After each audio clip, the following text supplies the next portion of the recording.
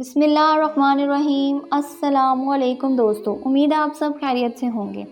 ایک مرتبہ کا ذکر ہے، ایک بادشاہ اپنے نوکروں کے ہمراہ کہیں جا رہا تھا کہ راستے میں اسے ایک بچہ نظر آیا۔ بادشاہ کو بچہ بڑا پیارا لگا، حکم دیا کہ اسے میرے گھر والوں کے سپرد کر دیا جائے، اس کی تربیت کی جائے۔ چنانچہ وہ بچہ شاہی نگرانی میں پلنے لگا۔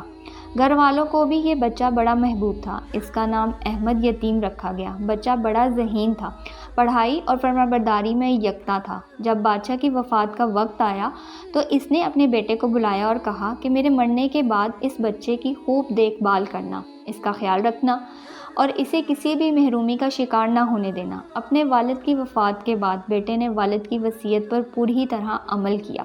احمد یتیم کو اور زیادہ اہمیت دی۔ اس کی پڑھائی لکھائی کے لیے بطور خاص استاد مقرر کیا گیا، جس سے احمد یتیم کی صلاحیت میں اور اضافہ ہوا۔ احمد خوددار صلاحیتوں کا مالک تھا۔ وہ تیزی سے ترقی کی منزلیں طے کرتا گیا۔ نئے بادشاہ کو اس پر بہت زیادہ اعتماد تھا۔ اس نے اپنے خاص خادموں میں شامل کر لیا اور تمام ذاتی معلومات میں اس سے مشورہ کرنے لگا۔ کچھ عرصہ گزرا، احمد یتیم کی کارکردگی اور بہتر نظر آئی اور اس نے محل کے تمام نوکروں کا نگران مقرر کر دیا۔ اب احمد یتیم تمام محل کے نوکروں کا ذمہ دار تھا اور آزادی سے محل کے کسی بھی حصے میں جا سکتا تھا۔ ایک دن بادشاہ نے احمد سے کہا، میرے خاص کمرے سے فلاں چیز لے کر آؤ۔ احمد جب اس کمرے میں گیا تو وہاں بادشاہ کی خاص لونڈی کو ایک نوکر کے ساتھ ناقابل اعتراض حالت میں دیکھا۔ فاصل فقوس میں مبتلا اس لونڈی نے احمد کی منت سماجت کی کہ اس پر رحم کرے اور اس کی پردہ پوشی کرے۔ لونڈی خوبصورت تھی۔ وہ اسے ورگلانے لگی کہ میں تمہاری ہر قسم کی خدمت سر انجام دینے کو تیار ہوں۔ احمد نے کہا، معاذ اللہ، تم کس قسم کی حرکتیں کر رہی ہو؟ میں اپنے امیر کی خیانت کس طرح کر سکتا ہوں؟ اس نے میرے ساتھ اتنا اچھا سلوک کیا ہے، میں فرش سے عرش تک لے کر گیا ہے۔ یہ کام ذلیل اور گندے لوگوں کا ہوتا ہے۔ اس نے لونڈی کو نصیحت کی اور توبہ استغفار کی تقلیل کر کے وہاں سے رخصت ہوا اور اسے یقین دلایا کہ فکر نہ کرو، میں تمہاری پردہ پوشی کروں گا۔ ادھر اس لونڈی کو مسلسل فکر کھائے جا رہی تھی کہ کہیں احمد میرا پردہ چاک نہ کر دے۔ شام کے وقت حسب دستور جب امیر اندر آیا تو اس نے روتے ہوئے اپنے کپڑوں کو چاک کر لیا اور چہرے پر تھپڑ مارتے ہوئے امیر کے پاس پہنچ گئی۔ امیر اس وقت اکیلا تھا۔ اپنی خاص لونڈی کو روتا دیکھا تو کہنے لگا، تمہیں کس نے مارا ہے اور کیوں رو رہی ہو؟ لونڈی نے مکر و فریب کے ساتھ اداکاری کرتے ہوئے کہا، احمد یتیم نے میرے ساتھ دستاندازی کی کوشش کی ہے، میں بامشکل اپنی جان بچا کر بھاگی ہوں، ورنہ وہ تو زبردستی منہ کالا کرنا چاہتا تھا۔ امیر نے سنا تو غصے سے بے قابو ہو گیا، بولا، ایسے شخص کی سزا موت ہے، اسے فوراً قتل کرا دینا چاہیے۔ رات ہو چکی تھی، لہٰذا اس نے اپنا ارادے کو صبح تک منتقل کرنا مناسب سمجھا۔ ادھر احمد محل میں بے حد مقتول تھا۔ سب لوگ اسے عزت کی نگاہوں سے دیکھتے تھے۔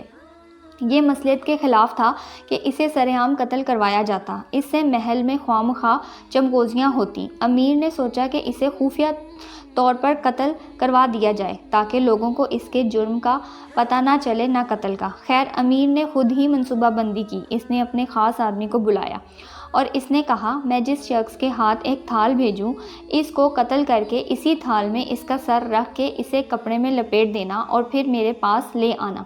خادم خاص نے حکم کی تعمیل میں سر ہلا دیا۔ چند دن گزرے، امیر نے احمد کو بلایا اور کہا، اسٹور میں جاؤ، وہاں سے تھال لے کر فلاں شخص کے پاس جاؤ اور اس سے کہو کہ مجھے امیر نے بھیجا ہے اور جو وہ دے اسے لے کر آؤ۔ احمد یتیم اپنے امیر کے حکم کی تعمیل میں تھال لے کر جلاد کی طرف روانہ ہوا۔ راستے میں اسے بعض نوکر ملے، ان کا آپس میں جھگڑا ہوا تھا۔ انہوں نے ان سے فیصلہ کرنے کی درخواست کی۔ اس نے کہا کہ میں امیر کے کام سے جا رہا ہوں، واپسی پر فیصلہ کر دوں گا۔ انہوں نے کہا کہ آپ کا ابھی فیصلہ کرنا نہایت ضروری ہے، اس کام کے لیے ہم کسی اور نوکر کو بھجوا دیتے ہیں۔ جب وہ تھال لے کر آیا تو اس نے اس امیر کے پاس لے جانے بات مقتول تھی۔ انہوں نے ایک نوکر کو اشارہ کیا کہ وہ تھال لے کر فلاں شخص کے پاس جائے اور وہ چیز دے وہ واپس یہاں لے آئے۔ اتفاق دیکھیں کہ وہی شخص تھا جو لونڈی کے ساتھ بدکاری میں مشغول تھا۔ چنانچہ وہ تھال لے کر اس خادم خاص کے پاس چلا گیا۔ اس خادم خاص نے قتل کر کے قتل کرنے کے لیے خاص جگہ انتخاب کیا ہوا تھا تاکہ کسی کو کانوں کان خبر نہ ہو۔ اس نے اس نوکر کو ساتھ لیا اور وہاں پہنچ گئے۔ اس نے اس کے گردن ماری اور سر تھال میں رکھ کر خوب ڈھانپا اور امیر کے پاس لے آیا۔ خادم خاص اس تھال کو لے کر حاضر ہوا۔ امیر نے تھال سے کپڑا ہٹایا تو وہاں احمد یتیم کے سر کی بجائے کسی اور نوکر کا سر تھا۔ وہ بڑا حیران ہوا۔ اس نے پوچھا، احمد یتیم کہاں ہے؟ بتایا گیا کہ وہ فلاں جگہ ہے۔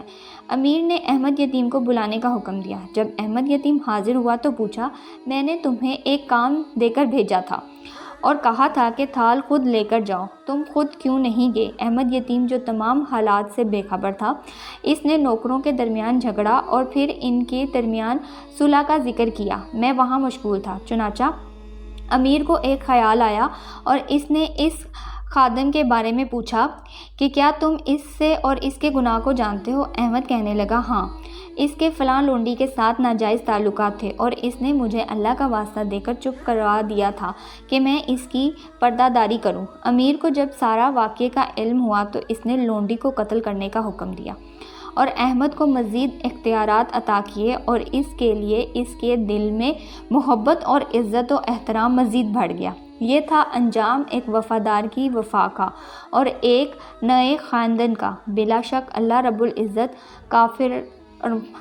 العزت کا فرمان حق اور سچ ہے۔ قرآن مجید میں ہے، اور بری ترکیب کا بال اس ترکیب والوں پر ہی پڑتا ہے۔